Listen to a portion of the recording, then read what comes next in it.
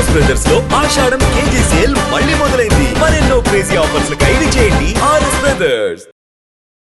సరే, ఇప్పుడు బాహుబలి 10 years తర్వాత మళ్ళీ రిలీజ్ చేయబోతున్నారు. అవునండి. అప్పట్లోనే బాహుబలి ఒక సినిమా బెంచ్ మార్క్ క్రియేట్ చేసింది తెలుగు సినిమా ఇండస్ట్రీలో కానీ ఇండియా లెవెల్లో కానీ. అది రిలీజ్ అవ్వటం మీకు ఎలాంటి? డెఫినెట్లీ ఎక్సైటింగ్గా ఉంటుందండి. అంటే ఫస్ట్ టైం రిలీజ్ అయినప్పుడు కొద్దిగా టెన్షన్లో ఉండేదండి. అలా అంటే మీరు గుర్తు చేసుకుంటే first day release are first 2-3 days release Baahubali release అయినప్పుడు లైక్ సినిమా ఏంటి ఇలా ఉంది బాగాలేదు రకరకాల నెగిటివ్ టాక్స్ ఉన్నాయి. But once it picked up very well and Telugu సినిమాని ఎవరు తిరిగి చూడలేని టైంలో సడన్లీ ఎవ్రీవన్ లైక్ అంటే ఇప్పుడు the state in Telugu cinema is one of the main reasons is Baahubali అండి. ఎలా అంటే ఇప్పుడు తెలుగు సినిమా బడ్జెట్స్ కానివ్వండి, తెలుగు సినిమా రీచ్ కానివ్వండి పెరగడానికి one of the reason is Baahubali. And it is good that అంటే 10 years అయిపోయింది, దాన్ని సెలబ్రేట్ చేసుకోవాలంటే it's a very proud moment. It should be a proud moment not only for me అండి, the whole Telugu audience అందరికీ it should be a very proud moment that okay మళ్ళీ ఒకసారి మనము okay మన సినిమాని సెలబ్రేట్ చేసుకునే ఛాన్స్ వచ్చింది అని.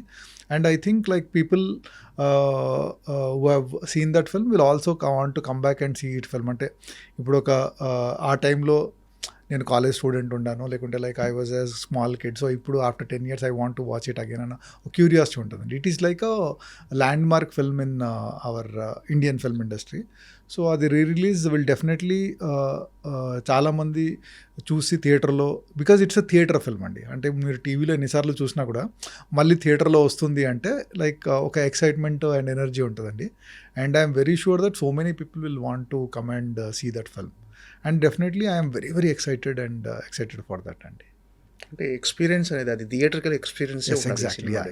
సో రిలీజ్ అనేది పర్ఫెక్ట్గా అంటే దీన్ని 2 parts కలిపి 3.5 hours సార్ నడివి ఇప్పుడు ఎగ్జాక్ట్లీ తెలియదండి. But it will be more than 3.5 hours అండి, more than 3.5 hours. So 2 parts కలిపి ఎడిట్ చేసి అంటే కొన్ని సీన్స్ తీసేసి కొన్ని scenes we are trying to add some scenes in that. So అలా ముందు చూడని సీన్స్ కూడా కొన్ని యాడ్ చేసి సో ఒక proper I think more than 3.5 hour film we are trying to launch. And definitely it will be a very interesting watch అండి. కొత్త blogs కానీ కొత్త సీన్స్ యాడ్ చేసి కొన్ని సీన్స్ ముందు షూట్ చేసామండి, because of some ఎడిట్లో వేయలేకపోయాము.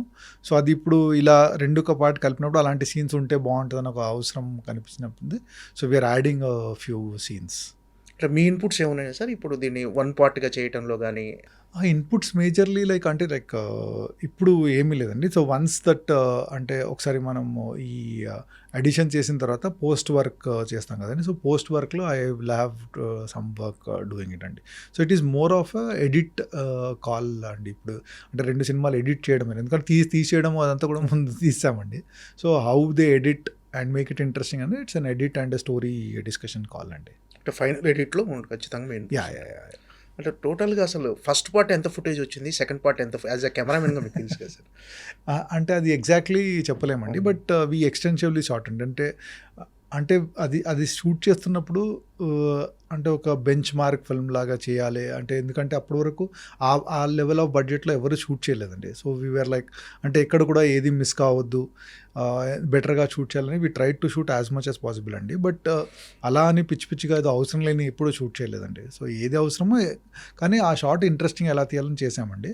So I exactly don't know, but అంటే edit కంటే కొద్దిగా ఎక్కువ వచ్చి ఉంటుందండి. నాట్ అంటే డబుల్ ఆర్ అలా కాకుండా మేబీ ఫ్యూ మినిట్స్ ఎక్కువ అలా వచ్చి ఉంటుందండి ఫైనల్ ఎడిట్లో.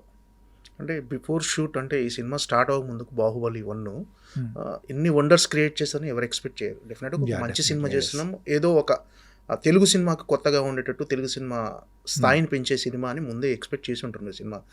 మీకు ఈ ఫస్ట్ షాట్ గుర్తుందా సార్, మీరు మీ కెమెరాలో షూట్ చేసిన ఫస్ట్ షాట్ యాజ్ ఎ సినిమాటోగ్రాఫర్గా? Baahubali first shot most difficult question, అసలు గుర్తులేదు యాక్చువల్లీ. అంటే ఆల్మోస్ట్ 15 years అవుతుంది, because 5 years in the making it was. So actually I don't remember అండి. బట్ యాక్చువల్లీ మీరు అడిగింది కరెక్ట్, అసలు గుర్తు చేసుకోవాలి యాక్చువల్లీ ఒకసారి ఎలా ఏంటి అని, because definitely it's a land mark thing. So but as of now I don't remember that much. ఆ సినిమాలో మోస్ట్ ఛాలెంజింగ్గా అనిపించిన బ్లాగ్స్ కానీ మీకు అప్రిషియేషన్ వచ్చిన బ్లాక్స్ ఆ సినిమానే మొత్తం ఛాలెంజింగ్ అండి.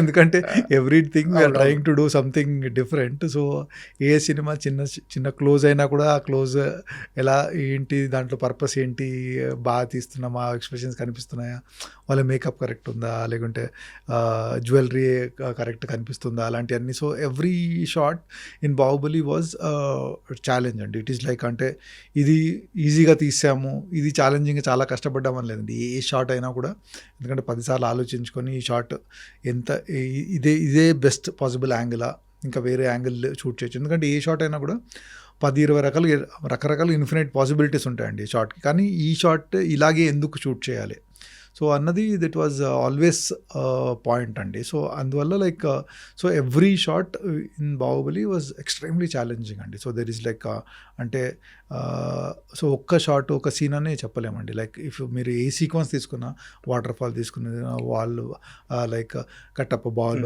చంపడం తీసుకున్నా కూడా, లైక్ వార్ సీక్వెన్స్ తీసుకున్నా కూడా, సో వాళ్ళ ఏంటిది మాహిష్మతి ప్యాలెస్లో సీక్వెన్స్ తీసుకున్నా కూడా, so everything had their own challenges అండి దాంట్లో. టెక్నికల్గా మీరు కొత్తగా యూజ్ చేసిన ఎక్స్పెరిమెంట్స్ కానీ, కొత్తగా యూజ్ చేసిన టెక్నికల్గా అది కెమెరాలో కొత్త సార్ ఎలా ఏమైనా కొత్తగా యూజ్ చేసేసారు కొత్త కెమెరాలు కానీ? ఆ సినిమాకి నేను అప్పటి వరకు ఏంటంటే లైక్ ఈగా వరకు డిజిటల్ నెగిటివ్లో షూట్ చేశాను, నెగిటివ్ ఫిల్మ్లో షూట్ చేశాను. So for the first time Baahubali was the first film నేను డిజిటల్లో షూట్ చేశానండి. అంటే అంతకుముందు డిజిటల్ కెమెరాస్ ఉన్నాయండి, బట్ నాకు టెస్ట్ చేసినప్పుడు అంత క్వాలిటీ బాగా అనిపించలేదండి. సో లైక్ వన్స్ ఈ ఆరీ కంపెనీ వాళ్ళు అలెక్సా అన్న కెమెరాను లాంచ్ చేశారు అప్పుడు. సో అది చూసిన తర్వాత I felt like almost quality is as good, అంటే నెగిటివ్ దగ్గరలో ఉంది. సో దీంతో షూట్ చేస్తే మనకు చాలా కన్వీనియన్స్ అంతా ఉంటుంది అని చెప్పి, అంటే బేసికలీ నాకేంటంటే నెగిటివ్లో షూట్ చేసిన తర్వాత ఇంత విఎఫ్ఎక్స్ ఉన్నప్పుడు మళ్ళీ స్కాన్ చేస్తామండి. స్కాన్ చేసి డిజిటైజ్ చేసి మళ్ళీ డిజిటైజ్ చేసి మళ్ళీ దాన్ని రీప్రింట్ నెగిటివ్ మీద చేస్తాం. ఆ ప్రాసెస్లో ఏంటంటే క్వాలిటీ లాస్ చాలా ఉంటుందండి. సో డిజిటల్లో షూట్ చేస్తే that quality loss will not be there ఒక నమ్మకంతో like we went ahead with that అండి. So that was a major thing. ఎందుకంటే అప్పటికి ఈవెన్ రాజమౌళి గారు కానివ్వండి, శోభు గారు ప్రొడ్యూసర్ కానివ్వండి, ఇంత పెద్ద సినిమా తీస్తున్నాం, ఇప్పుడు డిజిటల్లో తీయాలా, మనం నెగిటివ్లో తీస్తేనే సరిపోద్ది కదా అన్నప్పుడు, but I convince them that okay మనకు ఈ సినిమా డిజిటల్లో తీస్తే ఎన్ని అడ్వాంటేజెస్ ఉంటాయి ఎన్ని అని కన్విన్స్ చేసి వాళ్ళు ఒప్పుకున్నారండి. So that was a major decision. ఈ బాహుబలి ఫస్ట్ పార్ట్ కానీ సెకండ్ పార్ట్ కానీ 5 years జర్నీ సార్, దాదాపు 5 years జర్నీ. ఈ 5 years జర్నీలో మీకు ఎప్పుడైనా అరే 5 years పట్టేసింది అని ఒక అలా ఏదైనా ఒక అంటే 5 ఏళ్ళు పడుతుంది అని అనిపించిందా, లేకపోతే ఈ ప్రాసెస్ని ఎంజాయ్ చేశారా? ఇంత టైం టేకెన్ తీసుకుంటున్నాం అనుకున్నాను. అంటే డెఫినెట్లీ అప్పుడప్పుడు అనిపించేదండి, ఫ్రస్ట్రేషన్ డెఫినెట్లీ ఉంటుందండి. అంటే ఒకే పని ఒకే దాంట్లో ప్రాసెస్లో అలా చేస్తూ ఉంటే definitely it will be little frustrating. But major advantage ఏంటంటే we had such a great team అండి. So every day something exciting వస్తారు. అంటే పర్ఫార్మెన్స్ ఎక్సైటింగ్ కానివ్వండి, లేకుంటే ఆర్ట్ డైరెక్టర్ ఏదైనా అద్భుతంగా చేయడం కానివ్వండి, లేకుంటే విఎఫ్ఎక్స్ వాళ్ళు. So there are so many things which are exciting అండి. ఆ ఎక్సైట్మెంట్ అన్నది it's kept keeping us energy. So ఏదైనా డిప్ అవుతున్నప్పుడు like something exciting will happen. So like next ఇంకా చేయడానికి ఒక ఛాలెంజ్, ఆ ఛాలెంజ్ని ఓవర్కమ్ ఎలా చేయాలన్న టెన్షన్ అది ఉండేదండి. So in that way it was a very learning experience అండి. ఇట్ వాజ్ లైక్ అంటే ఒక పిహెచ్డి చేసినట్టు, ఒక లైక్ మాస్టర్స్ చేసినట్టు ఒక ఫీలింగ్ ఉండేది. That was a very big learning experience because like every one ఆ సినిమాలో చేసిన every technician was trying to give 100% and more than that. And cinema అన్నది ఒక వెరీ కొలాబరేటివ్ ఆర్ట్ అండి. సో అన్నీ మనం నేర్చుకుంటూ ఉండాలి వేరే ఆర్ట్ ఫామ్ గురించి